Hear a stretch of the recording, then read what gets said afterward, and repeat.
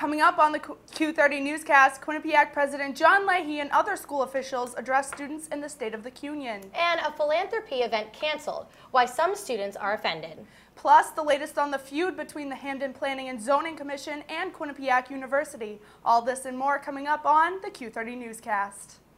This is the Q30 News Nightcast.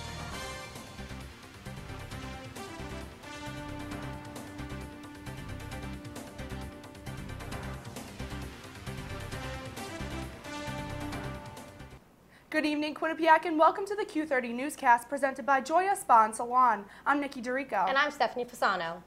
We begin tonight with a look into the power of social media right here on Quinnipiac's main campus. A Kappa Alpha Theta event that has taken place for years is canceled this week after a post on social media by one student led to extreme amounts of harassment on Facebook, Twitter, Yik Yak, and more. Yep, I'm going to tell you right now who is to blame for the cancellation and how social media at Quinnipiac has caused quite a problem.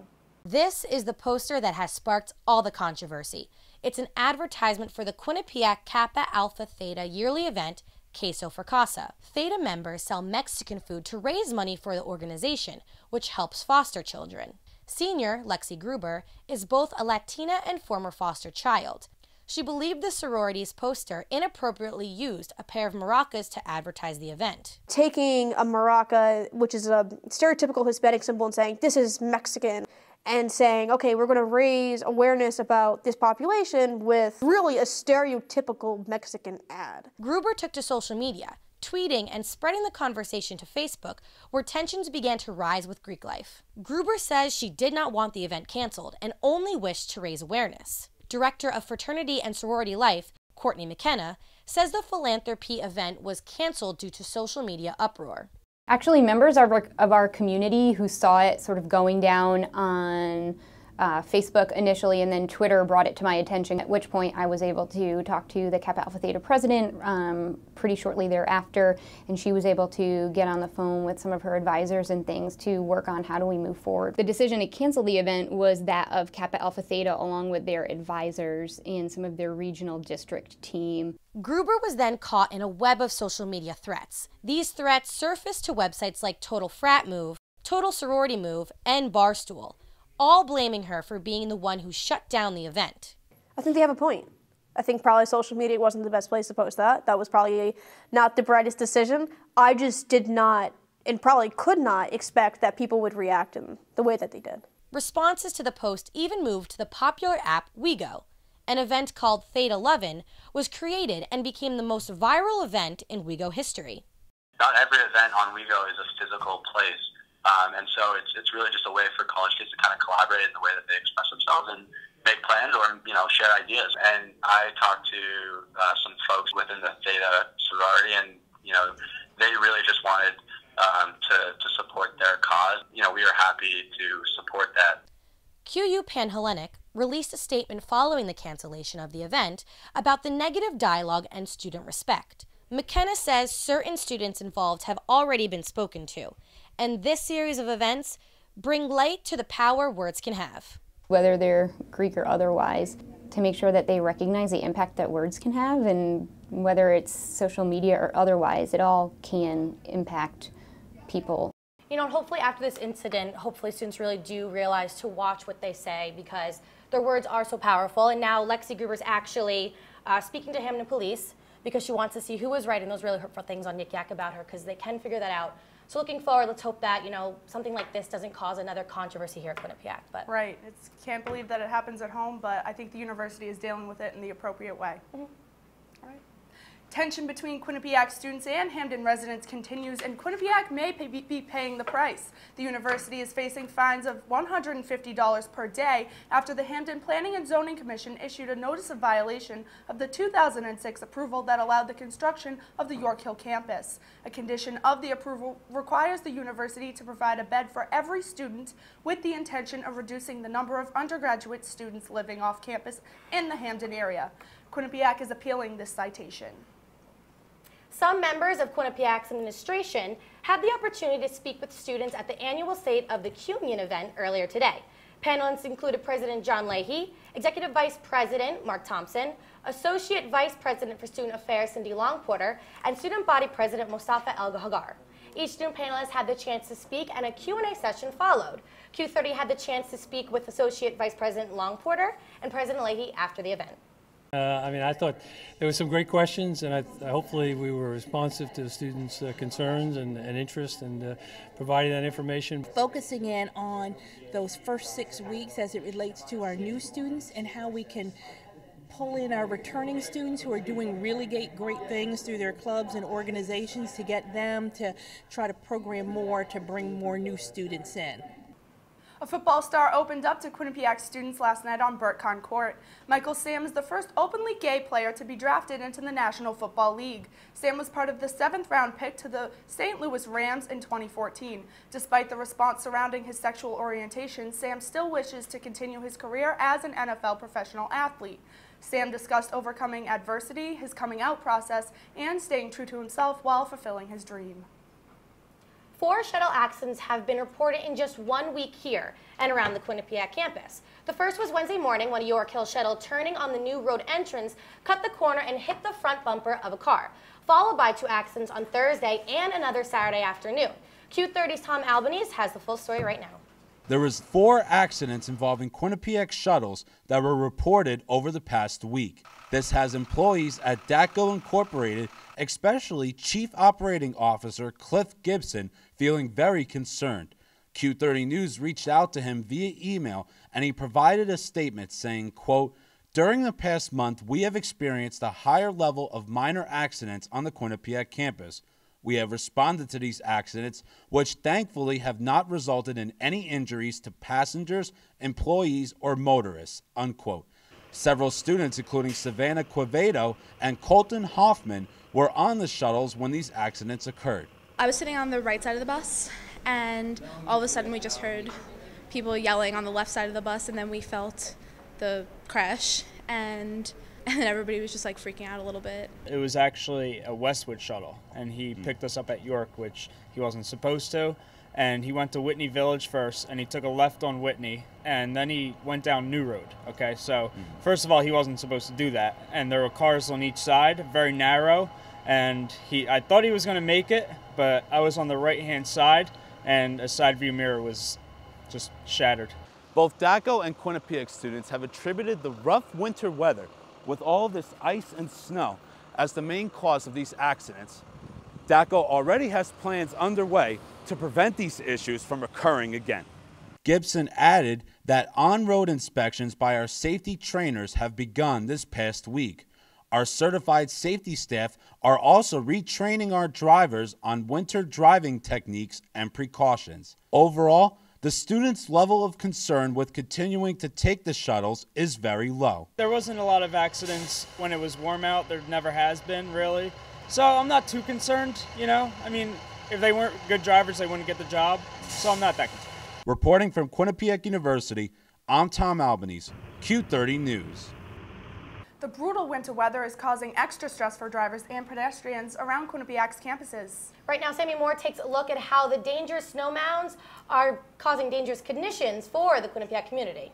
Quinnipiac University students have been facing a lot more than just icy roads and school closings due to all the New England snow. As the facilities department continues to work towards cleaning the roads and sidewalks, snow mounds have begun piling up all around campus. These snow mounds have caused nothing but trouble for Quinnipiac students. Sophomore Alexa Orban believes the snow piles are contributing to the ice around campus. I just think they're never going to melt, and it makes it harder for them to plow, so the sidewalks have been super icy. MBA grad student Erica Reese got into a car accident after a snow mound melted up in Hilltop parking lot, making the road icy.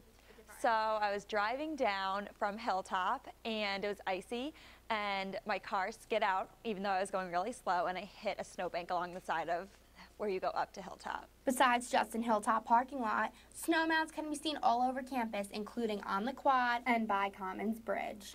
As the snow continues to come down over the next few weeks, Quinnipiac has yet to release a statement about what they're going to do about the snow mounds. Here on Quinnipiac's campus, I'm Sammy Moore, Q30 News. Now we can take a look later at all the cold temperature that will be coming tonight. So is there going to be more snow that's going to be adding to those snow mounds? Stay with us for your full weather forecast later. Thanks, Sammy. That continued snowfall has made for poor driving conditions for students and faculty members. And a change in the location for future graduation commitments has some students upset. Stay tuned. We'll be right back. The Q30 Newscast is presented by Joya Spa and Salon. For more information, visit www.joyadayspa.com. Welcome to A Sheer Sensation, North Haven's premier cosmetology service, located at 140 Washington Avenue, minutes from Hamden. We offer an array of services, from basic cuts and colors to lash extensions and formaldehyde-free keratin treatments. We also provide hair chalk and styling for men. When you spend $60, your Q card will get you 10% off. Call us at 203-239-6477 to make your next appointment at A Sheer Sensation.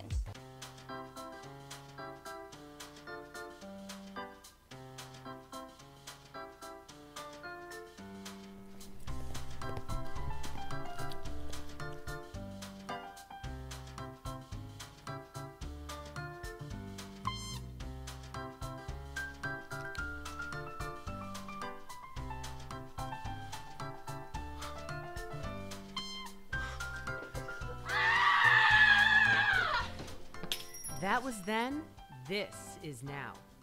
Don't be just a number. Hello, welcome to Chameleon. At Chameleon Hair Color Cafe and Spa, it's all about what makes you feel beautiful. Their professional team is dedicated to helping you reach your customized beauty goals from your head to your toes. Chameleon Hair Color Cafe and Spa, where it's all about what makes you feel beautiful. Okay, so highlights for this week look pretty solid. Men's hockey versus Yale, men's basketball Iona.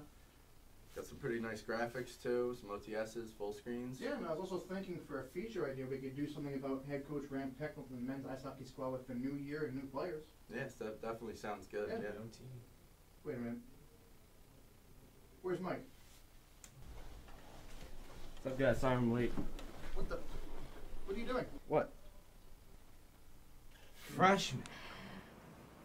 Welcome back. Well, looking forward, Quinnipiac commencement ceremonies will all take place up at the TD Bank Sports Center beginning in 2016. The announcement came today from Quinnipiac's Vice President for Public Affairs, Lynn Bushnell. Bushnell says the university is deciding to permanently move all commencement ceremonies from the quad to indoors to allow for a more intimate setting on graduation day and to avoid inclement weather. Each school within the university will have its own ceremony, allowing students and their families to fit in the basketball arena. Lots of snow and harsh winter weather means problems for drivers, especially those with potholes. Carolyn Fales tells us what students driving to campus can expect on the bumpy roads. This winter's historic snowfall has left Connecticut roads in rough shape.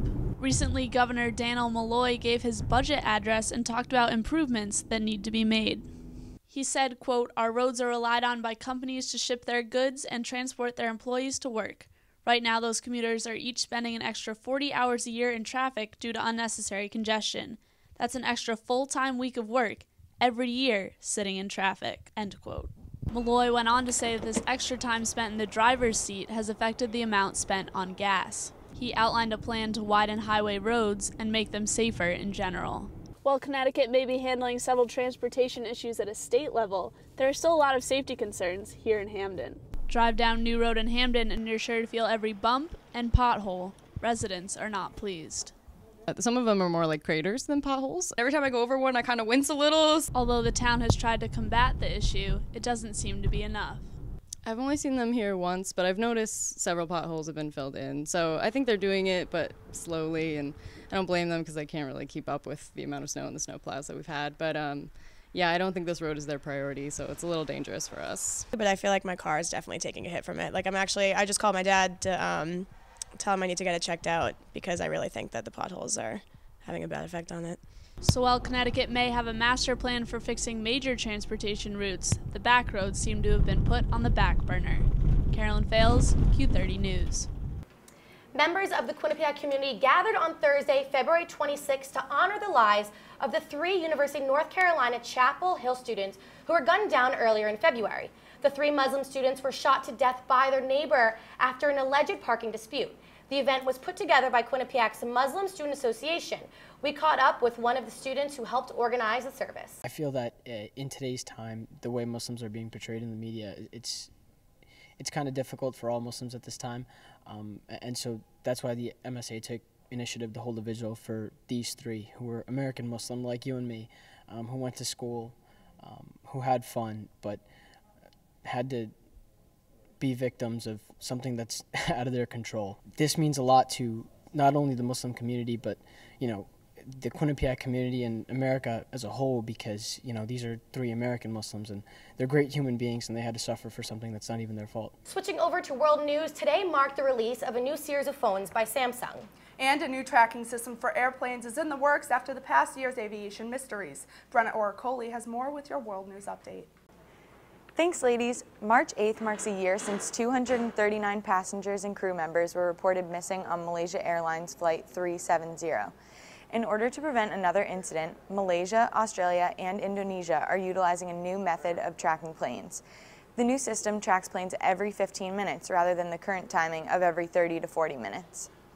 And Samsung released its new models of phones Monday. The Samsung Galaxy S6 and the Samsung Galaxy SG Edge were unveiled in Barcelona, Spain. The new replicas are made of aluminum rather than plastic. New features include flashing colors for different colors and an upgraded camera. The new prototypes will be released this summer. A planned rally in Moscow against Russian forces turned into a memorial for Boris Nemtsov Monday. Nemtsov was supposed to lead the rally but was gunned down 2 days earlier. The 55-year-old Putin critic was walking home with a friend past the Kremlin when he was killed. He served as Russia's deputy prime minister. That's all for World News. I'm Brenna Oracoli. Back to the desk. Still to come on the Q30 Newscast, Janelle Cadigan has your entertainment news update. And Sammy Moore is going to let us know if more snow's on the way. How's it look, Sammy? Well, Steph, I definitely think we do have a good chance of a snow day tomorrow. I don't know about you ladies, but I know I have my fingers crossed. Stay with us.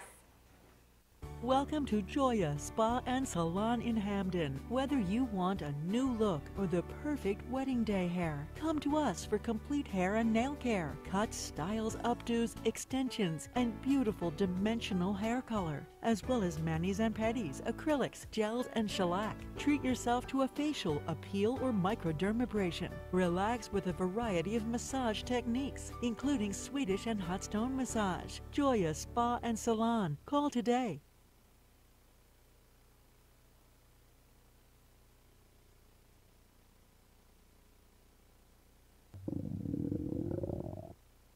I could really go for a Ray and Mike's sub right now. Come to Ray and Mike's and try our Philly chicken and cheese for just over $4. Giant cheesesteak subs and mouth-watering boar's head sandwiches for as low as $4.75. Q-Cash accepted just a mile down the road on Whitney, here at Ray and Mike's. Looking for debate and analysis of your favorite Quinnipiac sports? Attacking and pressing. I mean, Right, and it's not and what they're doing isn't working. But unfortunately, they couldn't finish the Colgate game, so I think definitely those are the keys that the Bobcats need to watch. Had guys that can take the ball in the latter stages of the second half. I think those Even are with limited minutes. In the MAC, they play the run and gun style. Q30's and QBSN's Bobcat Breakdown brings all that to you and more. Live every Monday night at 8:30, tune in to see analysis of your Bobcats from the week before. Every sport from every season, it's all right here on Bobcat Breakdown. Welcome back to the Q30 Newscast. I'm Sammy Moore, here to give you this week's full weather update. First, we're going to take a look at the national map. As you can see, it's 43 in New York, 46 in Washington, and 7 in Raleigh. Now, as we continue across the country, in Viva Las Vegas, it's 59 degrees, while in San Francisco and in LA, it is currently 64 degrees. Now, as we take a look at the regional radar, we can see a cold front that is coming in. The blue, which represents the snow, and the green, which represents the rain, is going to mix together as it hits the New England area. Now, for the temperatures for tonight, it's going to be 27 in Meriden, 25 in Waterbury, and 26 in New Haven. And the temperatures tomorrow are going to stay very similar, with 25 again in Waterbury and 26 in New Haven. Now for tonight, as you're heading home from the library, it's going to be 26 degrees with wintry mix. So make sure you have on either your rain boots or your snow boots, because there's a 100% chance of precipitation. Now for tomorrow's forecast, 26 degrees and is expected to snow. I don't know about you guys, but I need a snow day, so I'll have my pajamas on inside out and my spoons in the window still. There's a 90% chance of rain, so again, make sure you have on those rain boots. Now, as I said, tomorrow, as we look at the 7-day forecast, we are expecting snow tomorrow. And on Friday, when you are leaving campus to either go home or go away for spring break, it's going to be 28 degrees. But now, if you're staying on Quinnipiac campus or in the Hampden area for spring break, we are expecting 47 degrees on Monday, 44 on Tuesday, and 45 on Wednesday. That's it for your full weather forecast. Enjoy your spring break. I'm Sammy Moore, now back to the desk. Thank you, Sammy. Well, Steph, it's never a fun feeling getting a traffic ticket, but it may actually help you in the long run. Well, our very own Elijah Westbrook looks into how traffic violations are impacting the number of car accidents that occur. Here in Connecticut, a ticket for simply running a stop sign can cost you as much as $200, according to the New Haven Police Department. Media liaison for the New Haven Police, David Hartman, says initiatives have been put in place to reduce the amount of traffic accidents. The initiative is simply giving out tickets. He says tickets are a good thing. It provides people in general instruction on how to drive safely. Hartman says the number of reported car accidents in recent years has generally stayed the same in Connecticut. However, he says there are many factors that cause accidents on the road, such as inclement weather, the time of day, and even if the driver is under the influence. It acts as exactly what it's supposed to do.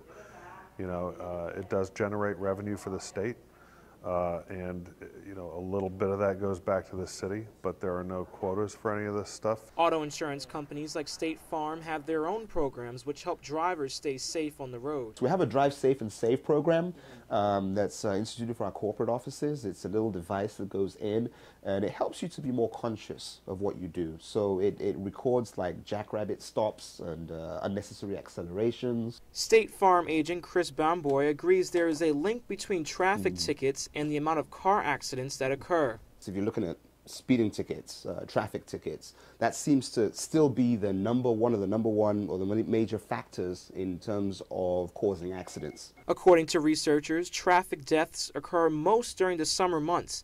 As of 2012, over 8,000 people have died in the U.S. on the roads and highways. With the start of the Click It or Ticket program, the overall number of tickets have increased by 1%. As a result, traffic accidents have dropped nearly 0.28%. It's not just drivers that need to be more cautious, but also pedestrians. The town of Hampden says they're doing their part by synchronizing traffic lights, repaving roads, even installing cameras to make sure that people are obeying traffic laws. This is all in part to make sure that drivers and non-drivers are safe. Here in Hampden, Elijah Westbrook, Q30 News. Thank you very much, Elijah. Well, I'm excited for entertainment news because one of my favorite celebrities might be expecting someone new to her family. And a notoriously reckless pop star turns 21 this weekend. How did he celebrate and did he get into any more trouble? Janelle Cadigan has more in your entertainment news update. Thank you, ladies. Justin Bieber spent his 21st birthday in style this past Sunday. He popped champagne with friends and family on a Caribbean island near Grenada that he rented out for the occasion. He also took to his Twitter account the night before to show his appreciation of his fans, tweeting, quote, "I love everybody, #21, end quote, and also, quote, "Grateful to be alive, love you, 21, end quote." Jessie James announced that she is expecting her second child. The 26-year-old singer posted a picture of herself on Instagram rocking a baby bump while sitting poolside with her daughter and husband Eric Decker, who plays for the New York Jets. The couple married in 2013, and James gave birth to their first child last March. She captioned the photo, quote, "Vivian is so excited because she's going to be a big sister. We are over the moon about having another baby," end quote. And is Leonardo DiCaprio on his way to finally winning an Oscar? He has reportedly been cast as the role of Billy Milligan in the upcoming film The Crowded Room. The movie is based on the true story of an Ohio man with 24 different personalities who became the first person to successfully use multiple personality disorder as a defense in court. DiCaprio has supposedly been trying to get this project to happen for more than 20 years now. And the Star Trek community is in shock after hearing about the death of Leonard Nimoy, also known as Spock. Nimoy died last week at the age of 83 from COPD. Students here at Quinnipiac reacted to the news. It's just really unfortunate to see such an influential actor pass away, especially with such a large fan base that Star Trek has, so I know that it's definitely going to cause a lot of sadness. Personally, I'm not a fan of Star Trek. I've never seen the movies before, but I have a lot of friends who are fans with the movies and the sequels. So I do feel very bad for the fans. I think he was a staple icon for the Star Trek series. He was really influential in the science fiction community. I really wasn't a big, well actually I didn't watch really much of Star Trek. I've seen the new movies and obviously he played a big role there. And that's all I have for entertainment news. Now back to the desk. Thank you, Janelle. Well, after the break, Angie King is here with us with the latest with Q Athletic News. And a special event takes place on campus to help stop the use of a certain word. Stay tuned, we'll be right back.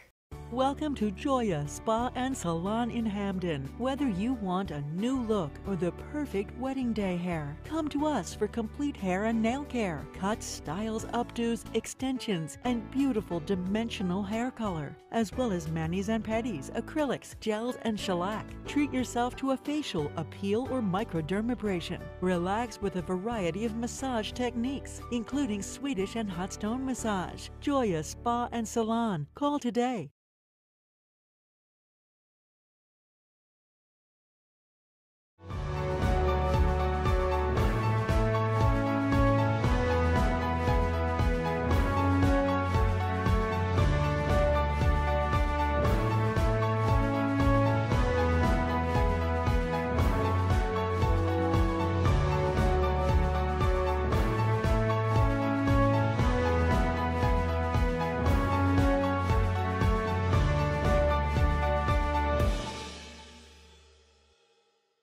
And we have a back to his Hollywood days. This is my mom.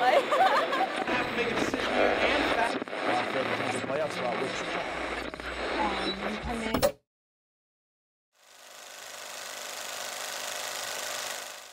Q30 Newscast is presented by Joya Spa and Salon.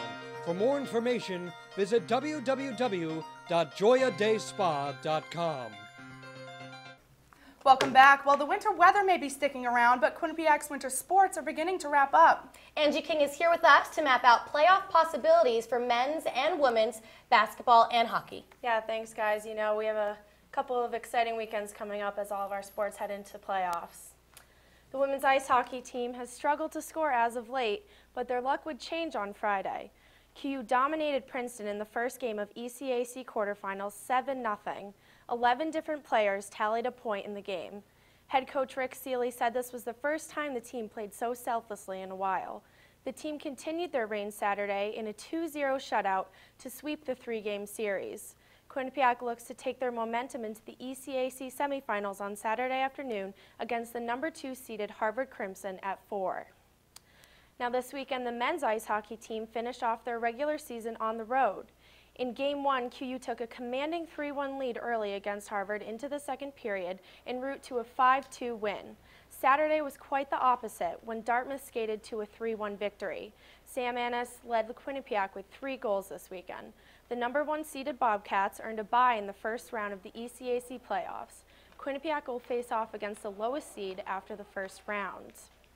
The men's basketball team played their final home game of the regular season Friday night. QU led Siena by 17 at the break and cruised to a 73-63 win. The team traveled to Manhattan on Sunday. A 4-point loss to the Jaspers dropped the Bobcats to a 9-11 mark in the MAC. Quinnipiac heads to Albany, New York for the MAC Championship Tournament. They will face Marist Thursday night at 9 p.m. in the opening round. The Bobcats will need to win 4 games in just 5 days to reach the NCAA tournament for the first time in program history.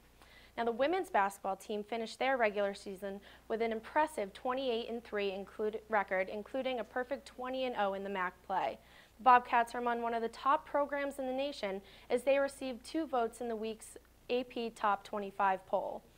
On Friday, Quinnipiac will face the winner of the number 8 and 9th seed in the quarterfinals of the MAC Championship Tournament in Albany. 3 wins separate a conference championship in the NCAA tournament berth for the Bobcats. To follow all of Q30's playoff coverage and follow us on Twitter and Facebook at Q30 Sports. I'm Angie King, back to the desk.